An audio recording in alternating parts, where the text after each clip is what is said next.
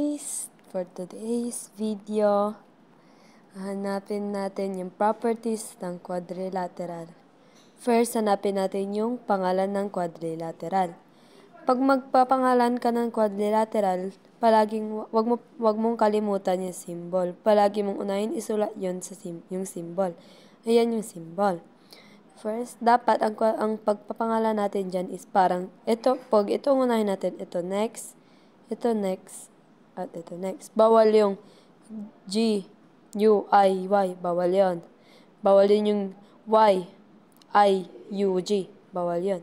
Dapat sunod-sunod yan. Pwede mong simulan dito, ito next, tapos ito next. Pwede dito ka din magsimula.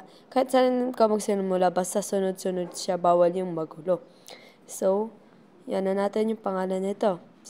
Mag-start ako sa G.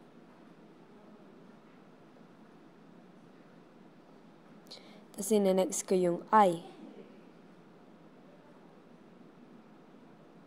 Next ko yung Y.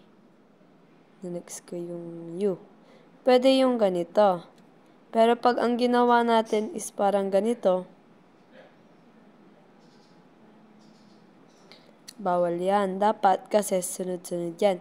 Either magsimula ka dito, next ka dito, tapos susunod mo dito, tapos ito next. Or magsisimula ka dito, ito next, tapos ito dulo. O pwede ka magsimula dito, ito next, ito next. Pwede din naman dito ka magsimula. Ito i-next mo, ito i-next mo, tapos ito i-last. Kahit saan ka magsimula, pero dapat sunod-sunod siya. Bawal yung magsimula ka dito, ito yung next. Ito yung next, tapos ito yung next. Bawal yan, masyadong magulo. Ayan yung wrong way ng pag-name. Tapos hanapin natin yung vertices. Ang meaning ng vertex or vertices is kung saan yung point, kung saan yung dalawang line, ayun yung point kung saan yung dalawang line nagmi-meet. Ito yung mga point na nagmi-meet. So, sulat natin yung ito kahit mas-mess up natin to. Kahit magulo tong vertices, pwede. Basta ayun yung kung saan yung point na mag-meet siya. Pwede natin siyang gawing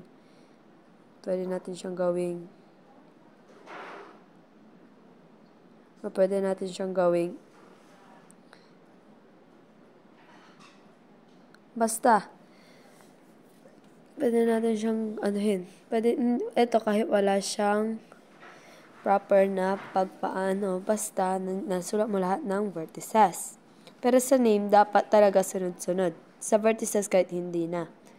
Tapos yung sides naman natin. Unahin natin yung sides nito.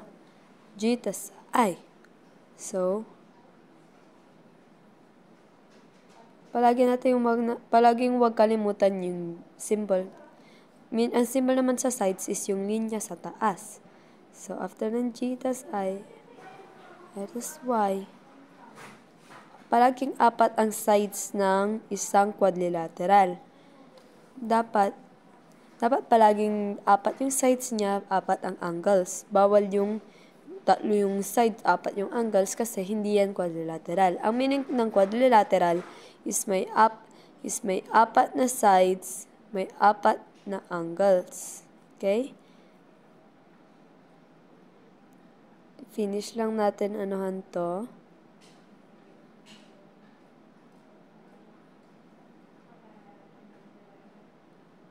Yan. Tapos after naman yan, is hanapin natin yung angles. Palaging huwag kalimutan yung mga symbols. So, yung symbol ng angle is this. Parang yung sa angles, katulad lang siya ng sa may vertices. Yung points dito. Kasi ang angles na kinukuha natin yan, itong mga to, oh. So, pero ito, to be sure, ipagsunod-sunod na lang natin to.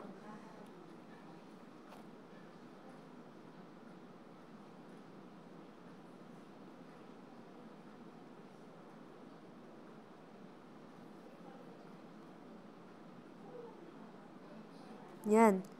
Yan yung angles. Tapos yung sa opposite sides naman. Simple lang yan sa opposite sides. It is yung magka-opposite na sides. Parang ganito. Ito yung sides na to. G tas I. Simulan natin. G tas I. Anong opposite ng side na G at I? It's yung U at Y. So,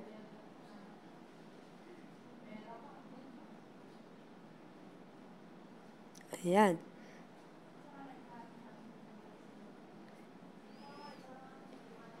Tapos, ano naman, after nyan is yung dalawa palagi ang opposite sides. Pwede yung G, U. Palagi magkalimutan yan. Tapos, I, U. I, Y. Palagi magkalimutan yung symbol. Tapos, yung opposite angles naman is, mas madali lang yan. Kung ano yung magka-opposite. So, anong opposite ng G? Ang opposite ng G is itong Y. So, G and Y. Parang diagonal lang yung parang pag ganito, yung opposite nilang ganyan. G at Y. So,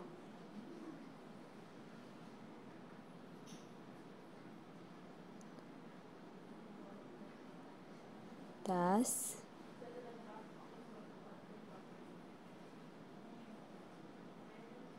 yan. Nanap na natin yung opposite angles.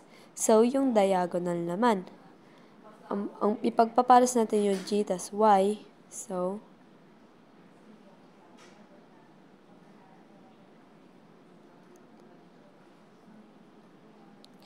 after natin yan is, ito lang yung parang, pagsasamahin lang natin to ay.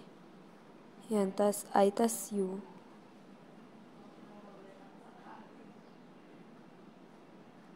Yan.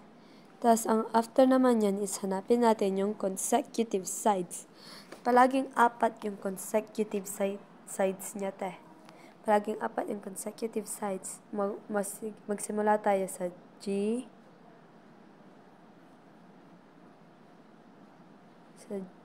I, at IY.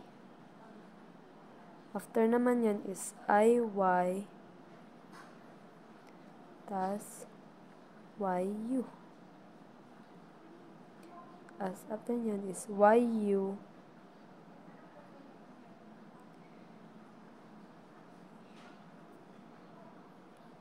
UG.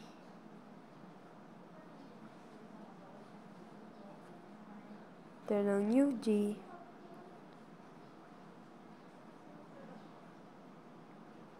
is GI. Parang babalik lang din. Tapos yung consecutive angles naman yan, mas madali lang yan. Simula tayo sa angle G at angle I. Tapos ano naman? Angle I, tapos angle Y.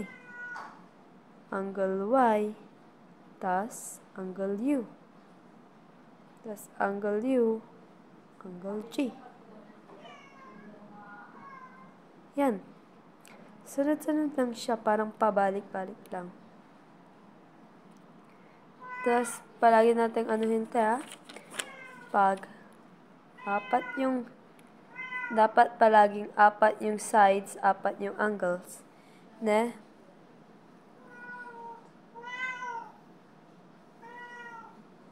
Diba? Ayan, rectangle yan. Huwag nyo na isipin ko bakit hindi patay. Ito yung mga sides. 1, 2, 3, 4. Ayun yung sides.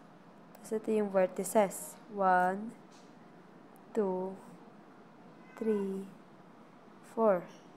Ito naman yung angles. 1, 2, 3, 4. Yan yung mga kailangan natin anuhin. Yung diagonals naman, which yung sinabi ko na kung paano hanapin, is, diba, ito.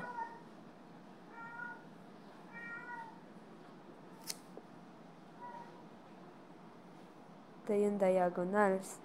Palaging may symbol yan na 1.